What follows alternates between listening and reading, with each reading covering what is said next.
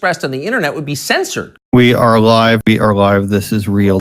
Welcome back to Unauthorized Opinions, UOPod.com. Like, share, subscribe. It's pure propaganda and it's super cringe, by the way. I literally went to the polls with nothing in mind. I saw a can of orange soda in the parking lot. And I was like, yeah, there we go. An unopened can of orange soda just chilling in the parking lot. I was like, yeah, I got to vote for Trump, dude. Your podcast sucks. It's mental, mate. It's absolutely mental. I'll be honest, I thought it was kind of offensive when you talk so much about the Loch Ness Monster. Political climate. And Andrew, treat yourself, okay? Especially if you start, I don't know, getting in good with homeless people. Unauthorized Opinions, streaming everywhere at uopod.com. Cock-a-doodly-doodly-doo, man. Guess who's back? Back again. Eminem's new song, I mean, it's just okay. Unauthorized Opinions. Welcome back to everybody from far and wide, coast to coast, flat earth ice wall to flat earth ice wall, points A through B, North Pole, South Pole. You are watching on YouTube, X, Rumble, or elsewhere, and you are listening on Spotify, Google, and Apple Podcasts, because we love you so very, very much. Thanks for joining us. You can always contribute through super chats on YouTube or on patreon.com/uopod.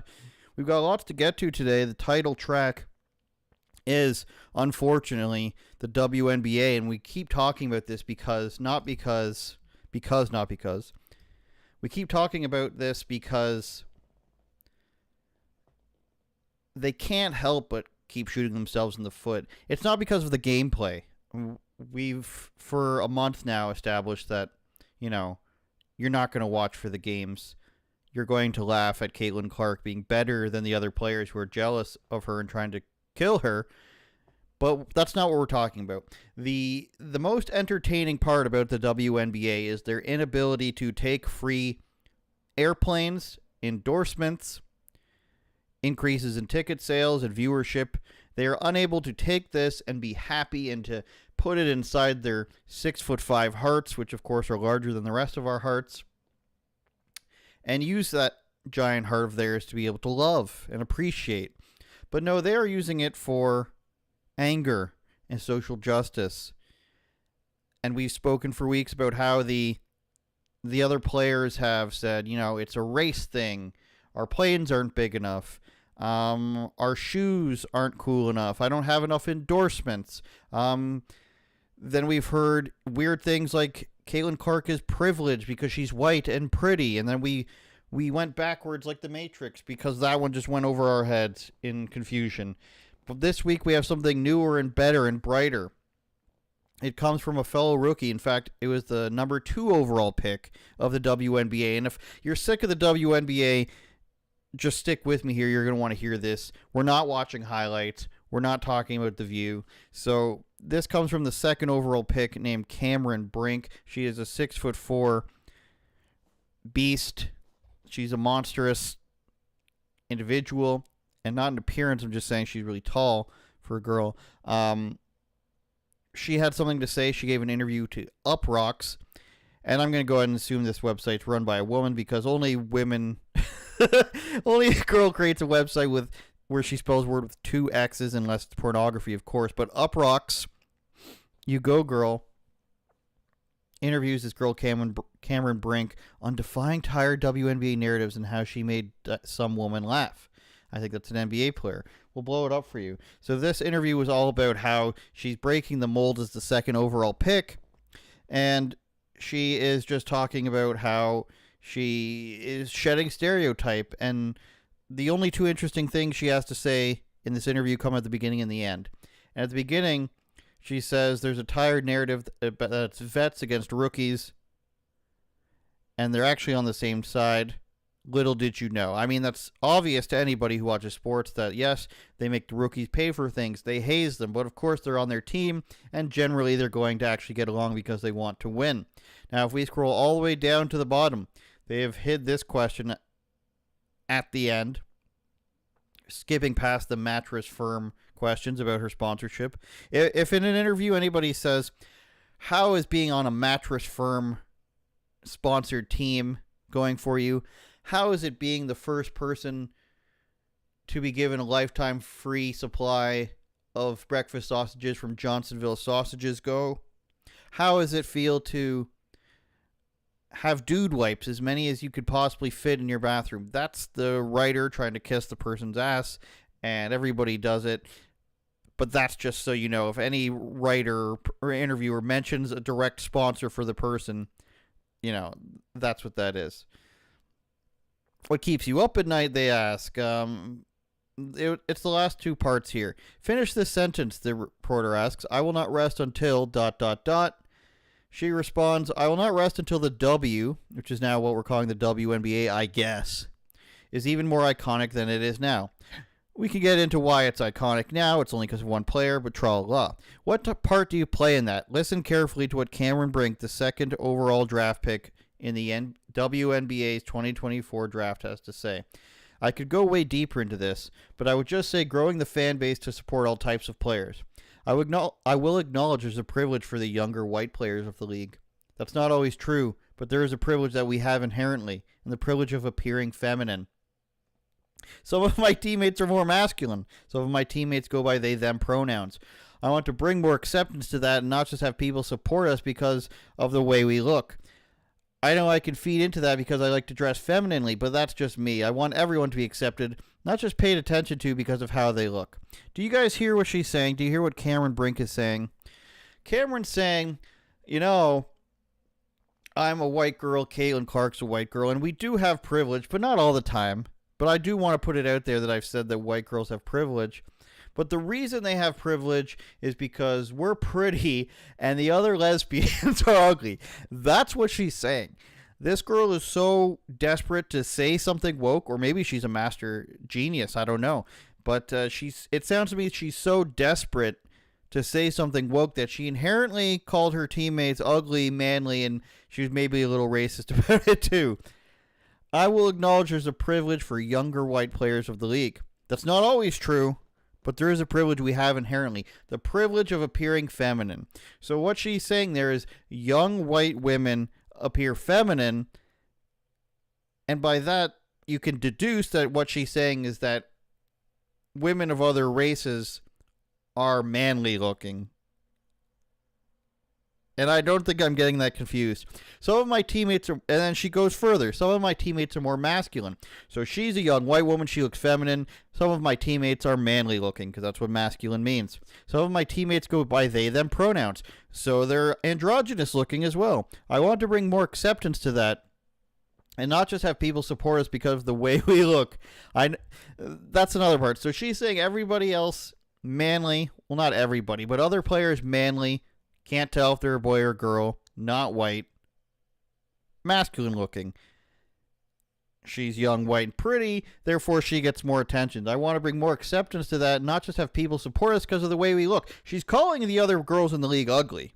So maybe this is just a based individual, an epic troll that we're witnessing here, but she's calling the other girls in the league ugly. And she says, I know I can feed into that because I like to dress femininely.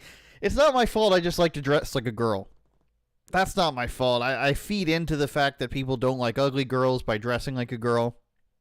I feed into the fact that people don't like they, thems. But that's just me. I want everyone to be accepted, not just paid attention to because of how they look. So maybe she's trying to say that people should think that they, thems are pretty. Or that masculine looking women are pretty. But that's just not the case. And I think she knows that. I like to dress femininely, but that's just me. It's really weird. It's a really roundabout way to say that, you know, the white girls in this league that are young are more popular because we're not butch. That's what she's saying. And she's also admitting to the idea that women in the WNBA or female basketball players are popular when they're not ugly. And it's not for basketball. So I'm sorry if that upsets you. These weren't my words. This is Cameron Brink. She's 6'4". Not the highest demographic for people anyways in terms of men that want really tall girls. Tall men probably want that. But what she's saying is that it's not my fault. I'm young and I'm white, and y'all be butch lesbians who are unwhite. That's what she's saying, and it's wild that she's saying that. I'm not saying that. I would never say that. But she's one step away from saying, hey, you know what? I wish fat girls and the chubbier girls in women's softball were more liked by fans. It's not my fault. I'm not fat, but that's just how it goes. Basically what she's saying, right? You know, you're going to be more popular if you're a young white girl, but if you're not white and you're masculine and you go by they, them pronouns, you're not popular because you're unattractive, and we need to change that. We need to make it so that people like ugly women and want to pay to see them perform poorly at a sport. That's what we're all striving for. If we could eliminate the NFL and just put a bunch of unattractive women in football pads and watch them, you know, throw the ball much shorter, run less fast, and overall just give us a worse product. That's where Cameron Brink wants us to be. She wants a league full of ugly, masculine women who are probably lesbians and go by, you know, G's and Jers and Zays and Zems. And if we can do that, then we should all pay for that, and everybody who's pretending to like the WNBA because they like the way 4 girls look should then pay for that. That's the league we're going for. That's what Cameron Brink wants. Why should we deny her of that? Another thing, transitionary period, another thing we should not deny is that Star Wars can never be made worse, right? Now, if you're paying attention to Star Wars, which not many people besides the hardest core of nerds, and I wouldn't even say the people at Disney are paying attention to this because they're not, clearly. But if you are paying attention to Star Wars, you're noticing that they're making it worse and worse. You're noticing that Kathleen Kennedy, the president of Lucasfilms, is doing exactly what South Park said she does. She's putting a chick in everything. She's making it lame and gay. And there is not anything that you can do to stop that. There's nothing you can do to stop Kathleen Kennedy from ruining everything. So already they said that they're going to make the next Star Wars movie about a female Jedi. And it's directed by a Canadian Pakistani woman who we all know is the key demographic for Star Wars. But, you know, you should be able to make a movie without... You don't have to be the person who looks like your typical audience member to make a good movie. But they said that that's going to be a feminist Star Wars. Now, they made a new Star Wars show called The Acolyte, and it's just full of feminist stuff again. So what they've done is they've made a whole bunch of new characters, and they got away with this by making it before Episode 1 is when this show takes place. Here it is now. We've got, of course, a bunch of young female Jedis, which are obviously always the focus in Star Wars. And then we fast forward. Looks like they're playing the same clip over again. So you may recognize this woman. This is not a clip from The Matrix. This is one of their new characters. It is the girl from The Matrix who played Trinity, Carrie Ann Moss. She is one of the new super cool, super badass, don't need no man Star Wars characters. And instead of coming up with anything original at all, they had her dress like the scene from The Matrix, which we'll also bring up, and do exactly what Keanu Reeves did in 1998 when they probably filmed it and when it came out in 1999. If you recall, Keanu Reeves here in The Matrix fighting, no, not Mace Windu, but Larry Fishburne. If you remember that scene from The Matrix, there's the very same girl there. So if you remember that scene from The Matrix, you will indeed notice that they have completely ripped off The Matrix for the new Star Wars movie. So she is some new badass Jedi, along with 17 other female Jedis. And this isn't even the tip of the iceberg of how they're ruining it. Of course, you've got the strong black female with all the other women in Star Wars. This is just the most masculine... You know, fans are clamoring for this. The freckly fat kid who lined up in 1999 to see Star Wars Episode 1 and cosplayed outside of it. Can't you see that this is exactly who that's for? But Carrie Ann Moss here, you see how they completely ripped it off, right? So they didn't even make any bones about it. They said that it was inspired by The Matrix. They said that she is practicing Force Fu. So they're ripping off a character with the same woman from the original movie and putting it in Star Wars. That's how lame we have become. That's why Kathleen Kennedy says put a chick in it, make it lame and gay. The director's gay. Her name is Leslie A. Headland. Of course, these are fake names that we create for the purpose of wanting to our daughters to grow up to be lesbians. Leslie A. Of course, we're going to pronounce it Leslie probably. Headland is the showrunner. The main girl's name is Amandla. You know, when people come up with these names for children, Leslie A. and Amandla, it's just like, I want my child's name to be SEO friendly. I want when people type my child's name in to Google for it to come up first. So let's type it Leslie A. I mean, this is legitimately what they're doing. I don't have a doubt in my mind. Why else are all these people with stupidly spelt names ending up in Hollywood if it was not to purposely make their name like this? Maybe it's not their birth name, but they are purposely making their names SEO friendly. The other girl's name is Amandla, and she is a Disney child actor, now adult with fake hair. So they make them the most powerful Jedis, the women, right? But there is a guy named Alan Ng who has seen the first 4 episodes. I believe the first 2 have already come out. But he said in the 3rd episode that they completely ruin the Star Wars lore. The 3rd episode of The Acolyte will finally kill Star Wars for the vast majority of pre-Disney Star Wars fans, based on Lucasfilm comments of late. They are okay with that, he said during a podcast. The Force is female. The Force is legitimately female when talking about the new episodes. He said they will fundamentally change the future of Star Wars.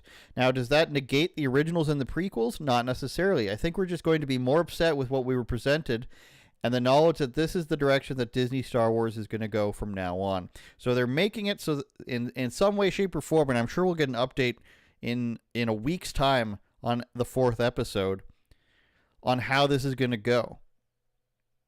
About how exactly they're going to make Star Wars the newest and gayest thing. There was a second source who mentioned this. He goes by WDW Pro, you know how I feel about these people who won't show their faces or their names, but he said, and this guy's right all the time about leaks in Hollywood, Kathleen Kennedy and Leslie A. Headland are going to do something in The Acolyte that is going to essentially end what remaining fans they have. And that is that they're literally going to change the Force itself, into being literally female, the gender female Force. So whether that means they're going to make the Force a woman, or it's just going to be a pink floating mist that comes and calls you a bigot, or spells out #MeToo in the stars, I don't know. But that's what people are saying. The source who has relayed to me some stuff they believe will be so bad that there's nothing left to do except reboot Star Wars, and they think that Kathleen Kennedy cannot continue, or Star Wars cannot. And then we get into everything that Kathleen Kennedy has done. But here's a clip. These are the girls we're working with here. On the right, you'll see Leslie A. Headland, who is not the girl from Workaholics, which we'll bring up here. Let me find that.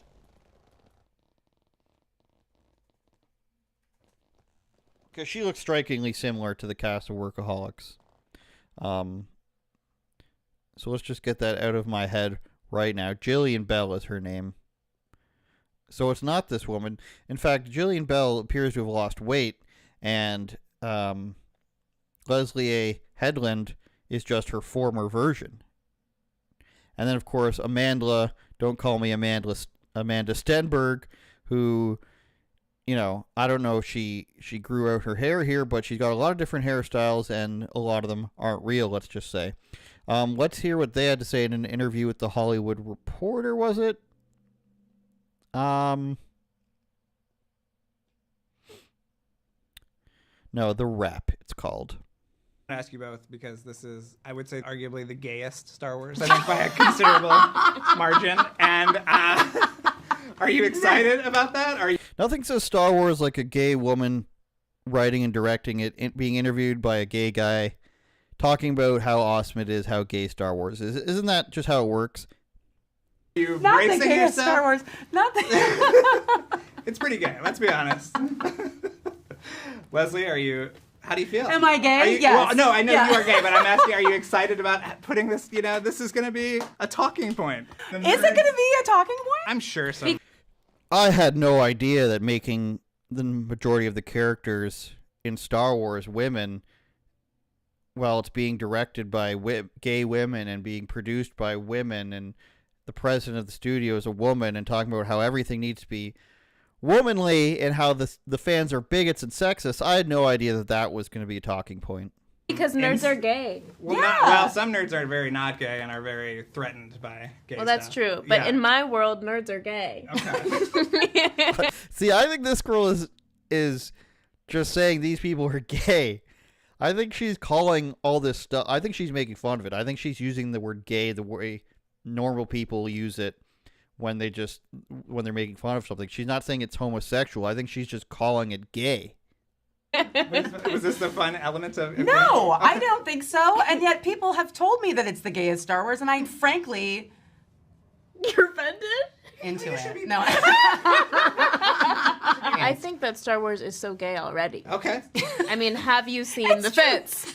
We'd be like, look how gay this is, and then send each other a reference photo. And are you telling me with a straight face that C-3PO is straight?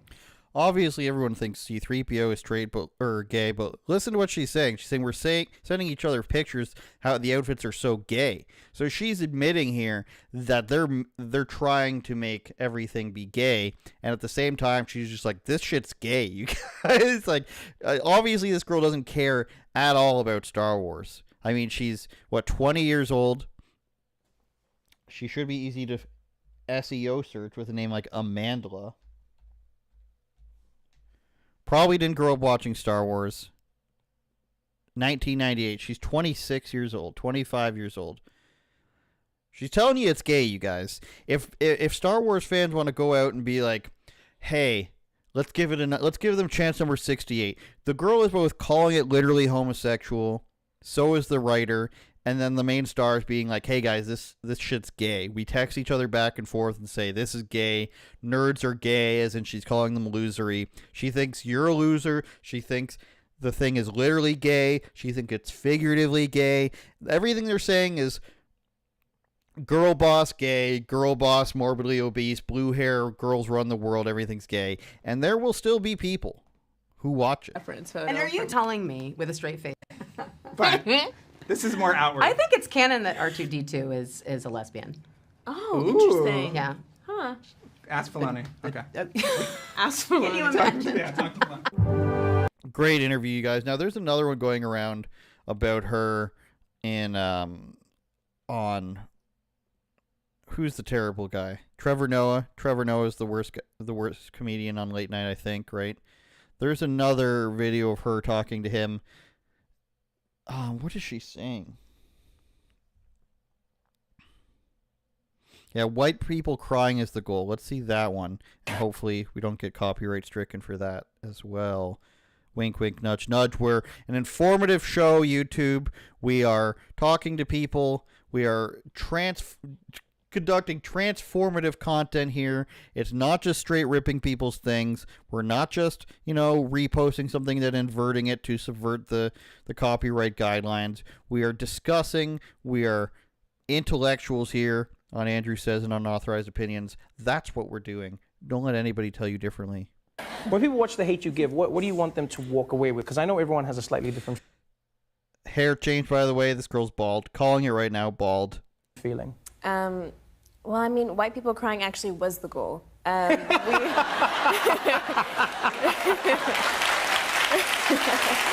think some fake applause clips chimes in there, but obviously, I mean, people circulated this, but obviously he had previously said, or one of them had previously said, that white people were crying about it, which of course is a stupid thing to say, which you can't get away with if it's the other way around. Probably can today. But this is a stupid clip because she's probably saying and agreeing with something that was said minutes or seconds ago, where said white people were crying about something, or he probably said, was the goal to make white people cry about this? And then she's doing what's called a callback in the comedy world. See that? And saying, well, the goal is actually to make white people cry. But that was weird. Listen here, and you can hear the applause track change from possibly real to fake, or it's just two different applause tracks. It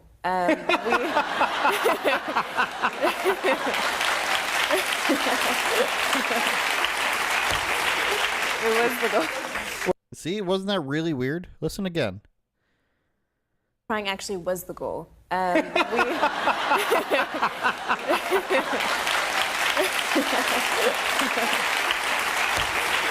So maybe they turned up the volume, but I find it hard to believe that they just all of a sudden had a volume change. So that's what you're going to get with Star Wars. You're going to get make it lame and gay, everybody. And what can I tell you? You get what you vote for at this point. We'll see how that is. We'll see if it's... Who's it going to be? Are they going to have Whoopi Goldberg come out and be the Force? Or are they going to have Stacey Abrams? If they come out and say Hillary Clinton or Stacey Abrams is the Force, then can you argue with that? Can you not just say, they are just using this as a Democratic operative mechanism or an arm of the federal government to push propaganda on people? And I think that's more honest than what they're doing now. People talk about subverting major American brands and sending them into the ground. And I don't know if Kathleen Kennedy's being paid by George Soros, or if, demons come to her at night, or maybe somebody implanted a chip in her brain. All that is hearsay and conjecture and not admissible in court. But there's a good argument for the idea that, let's destroy Budweiser, let's destroy Disney, let's destroy Star Wars. Anything that was predominantly pushed on straight white males, or even just iconically American, I think there's an argument for the idea that that needs to be destroyed. Because from not from my perspective, but the argument that it is being destroyed on purpose is the argument. And I think that comes from the idea that a lot of people don't seem to think that these places are choosing profit over ideology. And when you look at something like Star Wars, where for years now people have been complaining, it's hard to imagine that they're not destroying it on purpose. It's hard to imagine that at the very least this isn't somebody's ideological standpoint, or they're digging their heels in the ground on feminism and on diversity.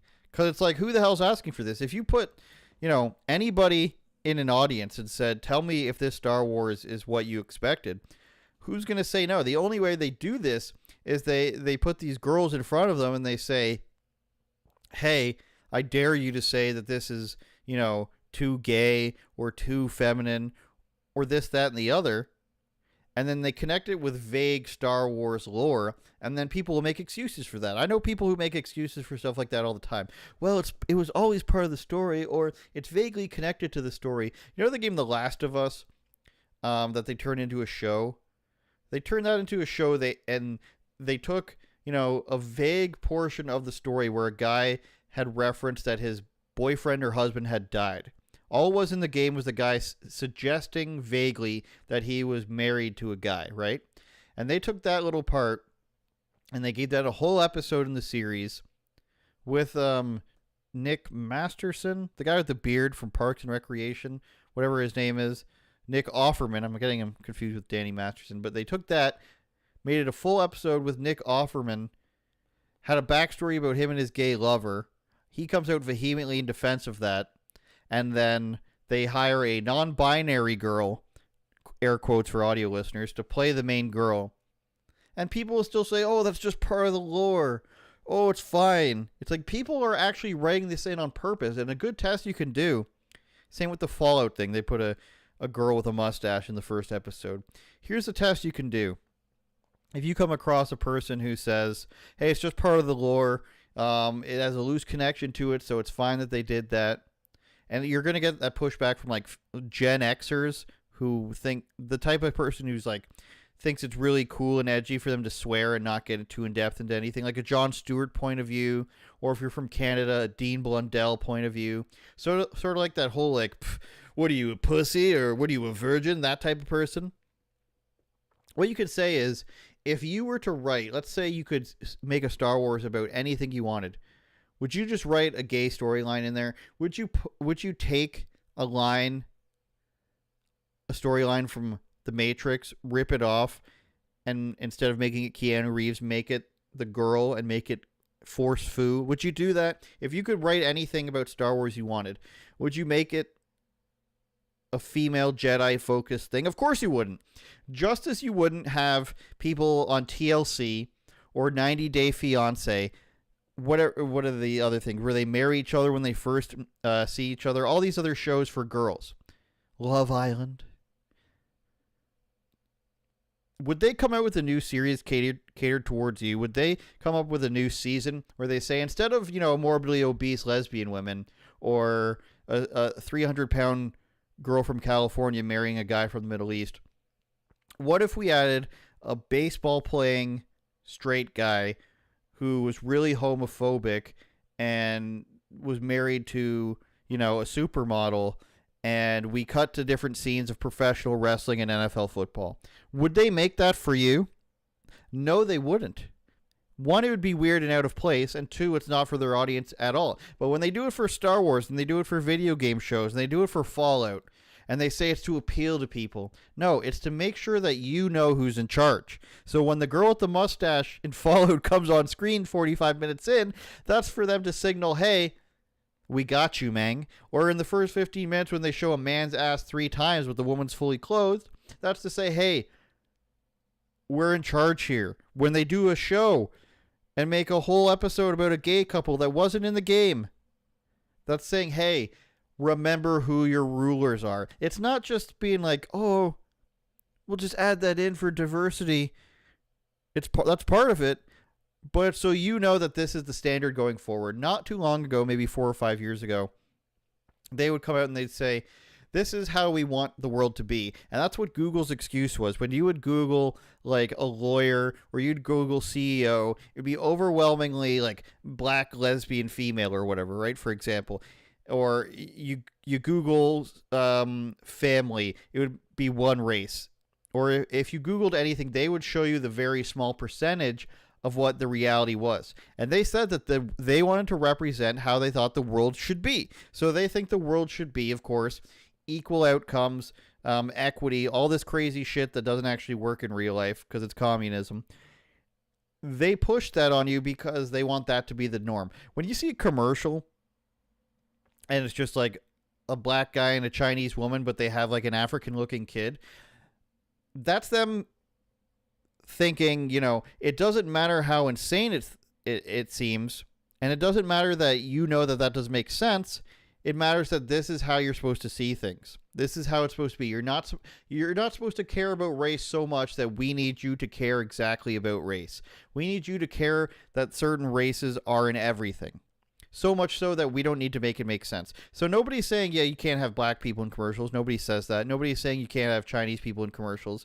But when they're doing commercials where it's like people with indiscernible foreign accents trying to sell people stuff in America, or they do like a white guy and a black girl with a Chinese kid, so stuff that makes sense, which actually showcases that they're the racist ones because, they think other people can't tell the difference or that they shouldn't. That's them saying, hey, this is what the world's supposed to be, and we're going to hammer history so hard that we hope to change it. That's the weird creepiness. Like, they don't want you to deal with reality. They want to force history and force references to be what they want you to be. That's why be what they want it to be. That's why they manipulate Google results. That's why they force things into shows to be like all the exact same demographics, even though it doesn't make sense. They force that on you in this weird Western communist purview, even though nobody else would do that for you. And it's really weird. We're not asking other people to do it for us. But if you went to Japan, or you went to China, or you went to India, or you went to Iran, and you said, this commercial needs to have 25% white, black, Chinese, and Congolese people, they'd be like, what the hell is wrong with you? We're 95% Chinese. What the hell is wrong with you? We're 98% Sri Lankan. You know what I'm saying? So forcing the weird Western view on the other people doesn't work, just like forcing the weird feminist view on other people doesn't work. But here they say it's mandatory. It doesn't go the other way around. They don't do things for you. They don't put the professional wrestling and the kickboxers in 90 Day Fiance, but they want you to put the blue-haired lesbians in Star Wars. That is my TED Talk, you guys. Patreon.com/UOPod is where you can find bonus content and help out the podcast, of course. You can help us become Joe Rogan, which means our podcast will grow just as large as Joe Rogan's, and I know that's exactly what you want us to do. And then also, of course, you can find yourself becoming a super fan for $15 per month. The picture there used is the Toronto Raptors super fan. He has somehow been able to afford going to a Raptors game courtside every year since its existence, and nobody knows how he's able to afford that. You can also become an unauthorized person for $40 a month, and you'll get to suggest podcast topics, video topics. You can get lots of stuff. That way we have done certain topics and certain episodes based on what patrons have suggested in the past. So that's patreon.com/UOPod. We hope to see you there. And of course, at the same time, we've got content for you on Blaydes Media at theblaydes.com. You can see my paywalled stuff there. It's only $3 a month. And what will you get there, you ask? You'll get some originals. And I've been talking to a lot of comedians like Sam Walker, who you can see is ridiculous and awesome at the same time. But he gives answers about how he was shut down. He was protested for doing jokes about a serial killer, which is crazy, of course. And nobody seems to have a problem with that.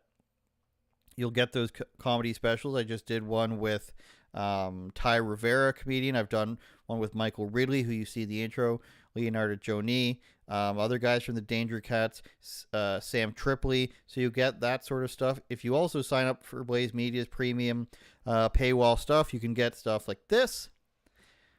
A list of the NFL teams that are not virtue signaling. That article is blown up because people want to know how gay exactly their NFL team is. Hashtag Pride Month every single month, and there ain't nothing you can do about it. So go ahead and check out our Patreon stuff. Go ahead and check out our Blaydes Media stuff, and we will see you there. Welcome back from the commercial break, you guys. Did you hear what the Pope said? You didn't. Well, you're in luck. The Pope is homophobic and bigoted, is what they're saying.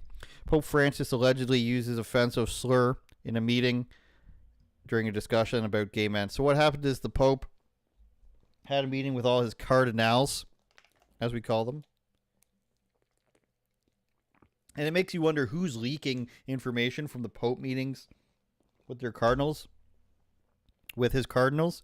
It's really strange that that happens. You would think that these people take a long time to become cardinals, and then they're just leaking shit to the media. It's a really strange thing to do. So Pope Francis allegedly used an offensive slur during a discussion with bishops over admitting homosexual men into seminaries, several Italian newspapers have reported. So he's having a meeting with them about should they allow gay guys to be priests, which their stance is still no. But the Pope made an an oopsie, and allegedly made a remark in a closed-door meeting discussing whether gay men should be admitted into Catholic cemeteries where priests are trained, a topic that Italian Bishops' Conference is said to have been pondering for some time. During the discussion, one of the bishops asked the singular Pope Francis, what he should do.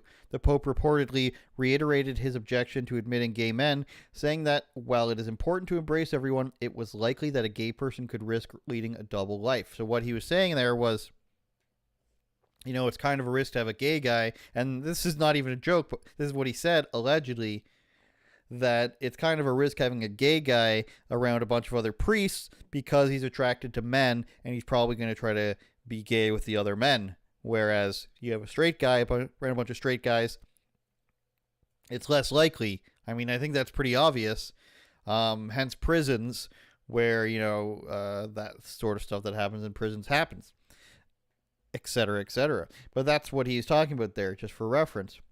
He is then alleged to have added that there was already too much fracciagini,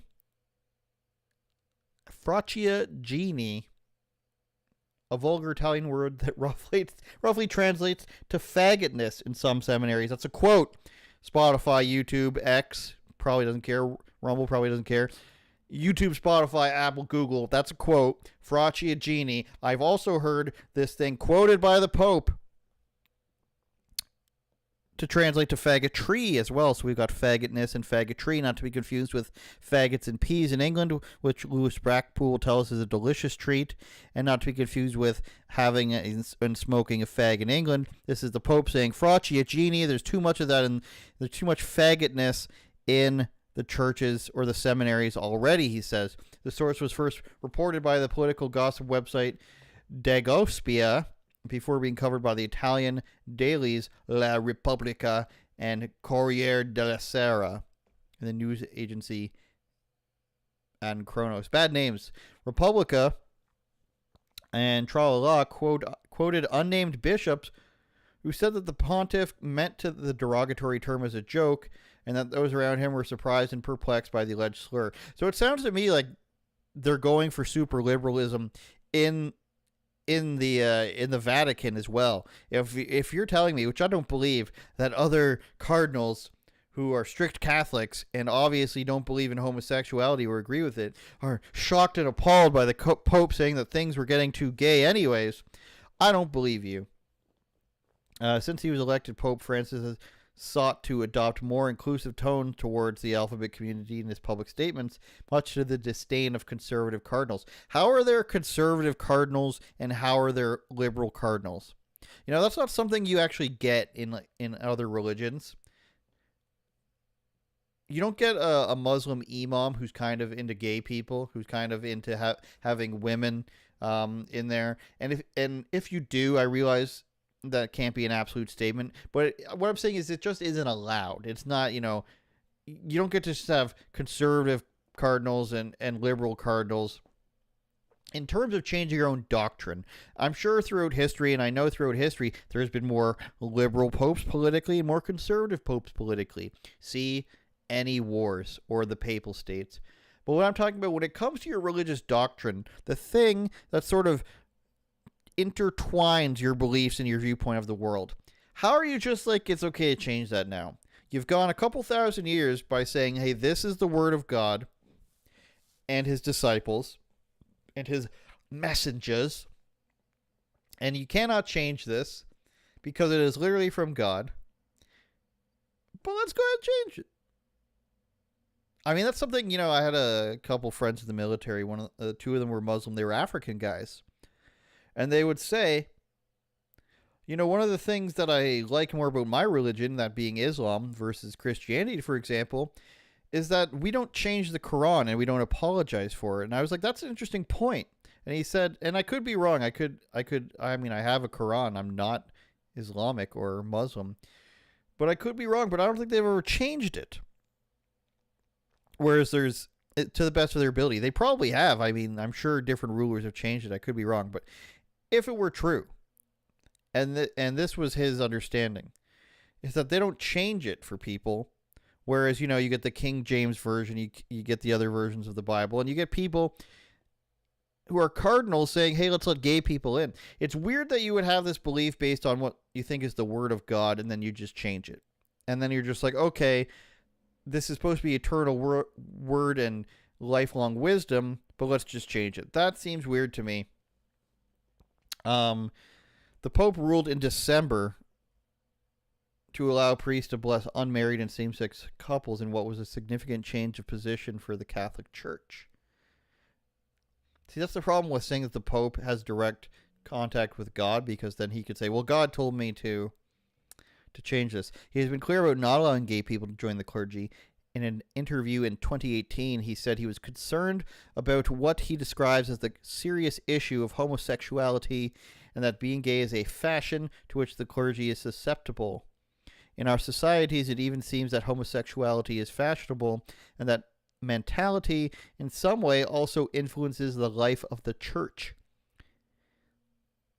the Roman Catholic Church's position on that homosexual acts are sinful, a decree on training for priests in 2016 stressed the obligation of sexual abstinence, as well as barring gay men and those who support gay culture from holy orders. So what he was saying in that alleged meeting that he had was that, it's going to be hard for a guy who's gay to be a priest because you're supposed to be abstinent as a priest, but you're around people that you're attracted to, which I think is a fair point. If you have a guy going for a nunship, for example, in the nunnery, and you have a guy practices abstinence around a bunch of nuns, it's going to be more difficult than a woman practicing abstinence around a bunch of people that she is not attracted to.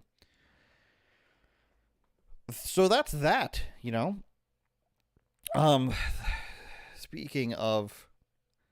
Speaking of gay pride, there was a conservative candidate. I'm just Xing a bunch of things now.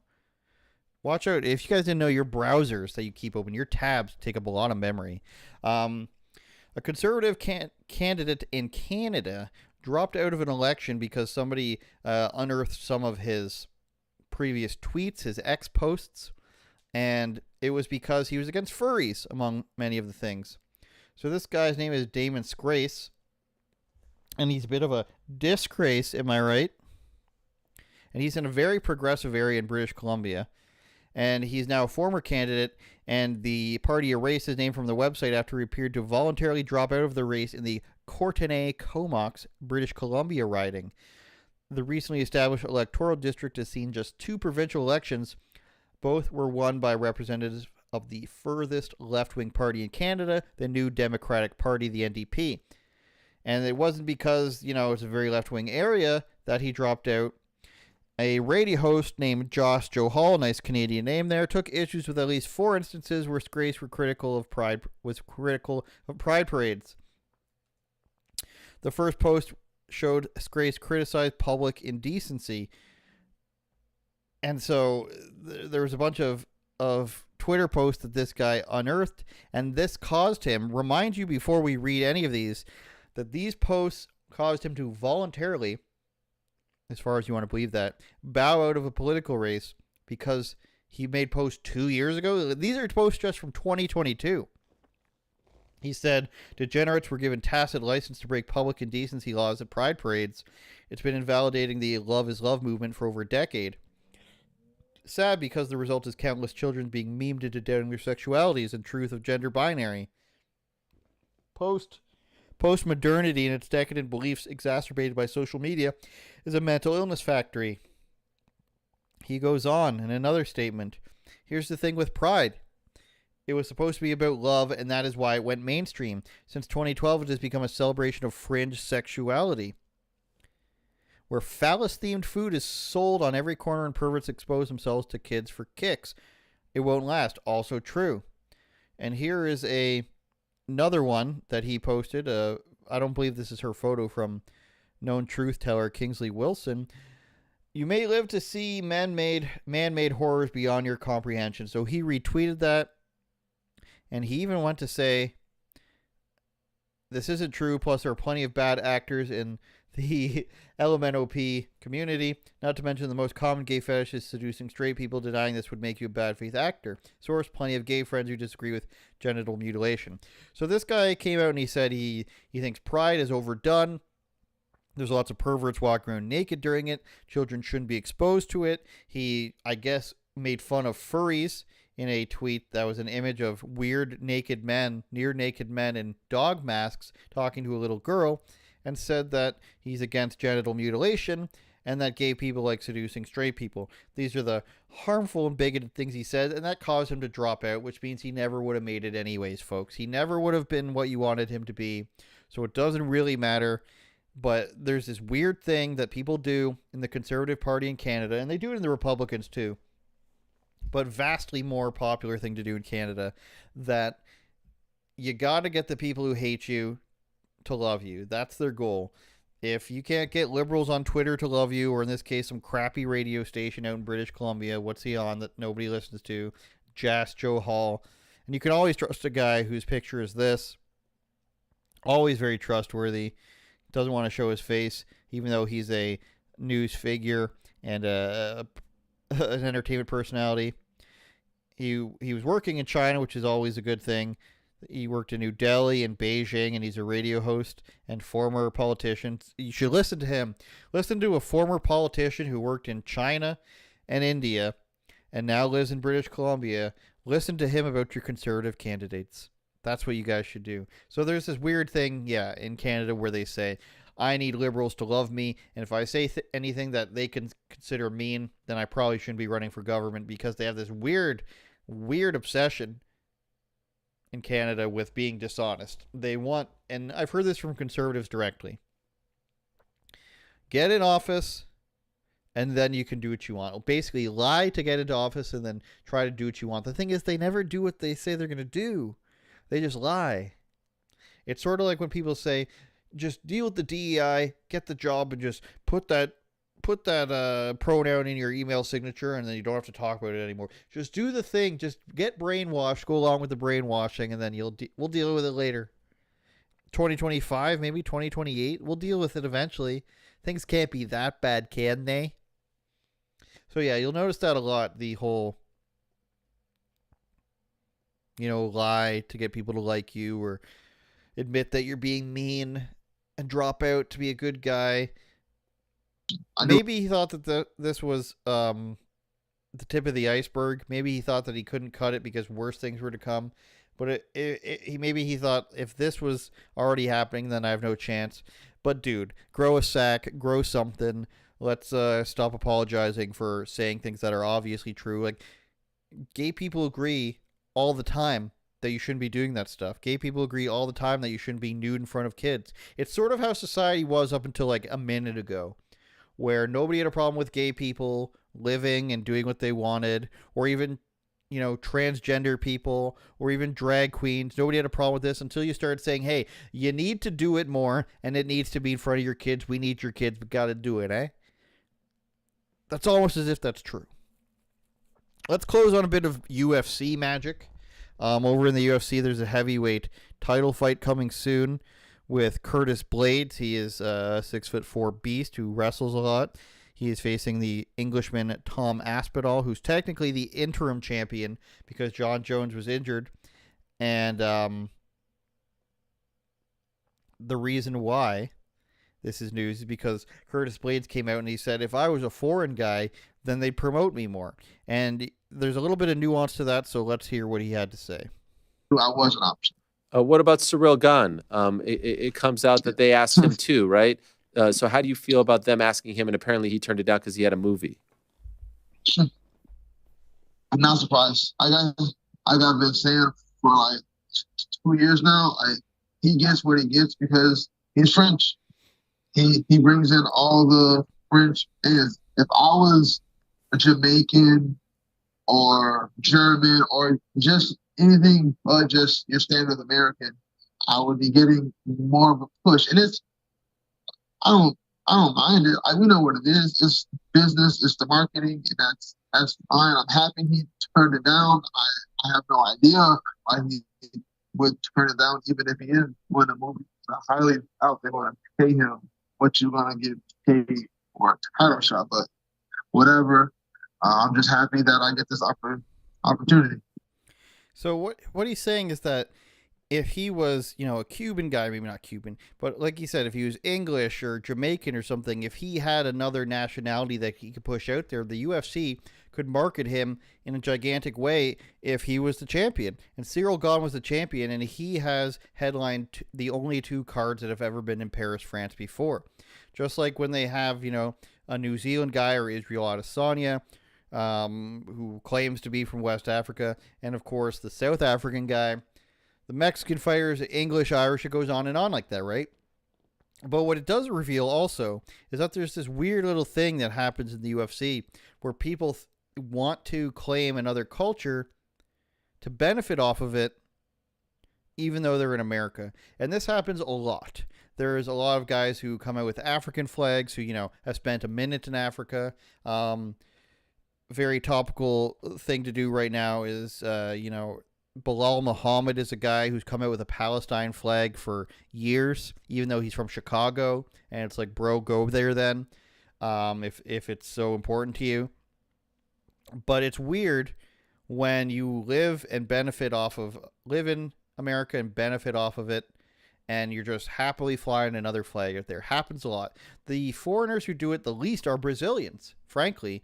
Now, Brazilian in Brazil gets so much support from Brazil. And when they leave Brazil and decide to live in America, they get hated a lot by Brazilian fans. So you'll see a lot of Brazilians who come to the U.S. who completely embrace American culture. And you'll see people who come to the U.S. who want to carry their old flag out. They want to carry a Morocco flag, or they want to carry, a Kazakhstanian flag, or wherever it may be from. Flags that don't even exist anymore. They'll do sometimes. But you'll see that people are searching for that other identity, and sometimes it's for, super stupid social justice reasons like Bilal Muhammad, and other reasons like they think it's cool to have this identity where they're West African even though they're Australian and from New Zealand, and it's just cool, this liberal point of view where, where I'm from actually sucks even though it's better here, and it's cool to rep a place that I have almost no connection to, but it's not here, it's not America, it's not Australia, so therefore liberals see it as better. That happens a lot. But what also happens is people doing it for marketing purposes because of this reason. Because if you're Jamaican, you can have a country behind you. Because if you're Conor McGregor, who's actually from Ireland, though, a country gets behind you. Russians, French, etc. If a big-name guy from a country that has never had a UFC event in his country gets a championship, he's going to make 10 times the money because all of a sudden you've justified an event in your country, merchandise, pay-per-views, all these other things. And then I think they've done that with China. They've done that with West African guys. They've done that with French people, Ireland, England. I think they're trying to do that with Japan now. They've had Japanese and Korean guys come up a little bit. And I think they're trying to do that with Japan now. I think they're trying to find like the new Japanese guy who can really do it for them. GSP in Canada, So what Curtis Blaydes is saying is that if he was foreign, he'd get another push, but he understands why. And that reason is because of marketability. But when that reason is specifically a person pretending that they're like have a deep heritage and connection with another country, I think we can all agree that's pretty disingenuous. And I don't think anybody can support that. So shout out to Curtis Blaydes. He would lose to John Jones if he fought him. He could beat Aspinall, but everybody really likes Aspinall these days. He's got a big skull on him. Thanks for joining us. Again, check out the Patreon at patreon.com/UOPod. We're here with you every single week. You can catch us on The Blaze at theblaze.com, and you can see my author page is the word I'm looking for as I grunt through that. And, of course, catch me on X. Thanks for listening on YouTube, Rumble. We love you, Rumble. And Spotify, we love you. And all the other podcasts. Don't forget to leave us a review. Don't forget to hit those 5 stars on your audio platforms. And don't forget to subscribe on YouTube, uopod.com. We love you guys. We love you long time. The Pope, everybody. Turn it up, Jordan.